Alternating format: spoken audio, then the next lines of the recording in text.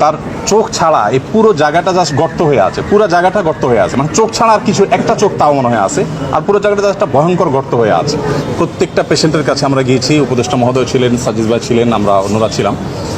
যেটা আপনারা একটু আগে শুনেছেন যে আসন্না ফাউন্ডেশন চ্যারিটেবল অর্গানাইজেশন, আমরা আমাদের নিজস্ব যে তহবিল আছে সেই তহবিল থেকে কোনো প্রকার পাবলিক ডোনেশন নেওয়া ছাড়া আমাদের নিজেদের অন্য সমস্ত প্রজেক্টগুলোকে এই মুহূর্তে স্টপ করে দিয়ে এই প্রজেক্টে আমরা সর্বোচ্চ প্রায়োরিটি দিয়ে কাজ করছি। কারণ হসপিটালগুলোতে যে দৃশ্য, এই দৃশ্যগুলো যদি কেউ নিজের চোখে না দেখে সে আসলে কোনোভাবে অনুমান করতে পারবে না যে ভয়াবহতা কোন পর্যায়ে পৌঁছেছে।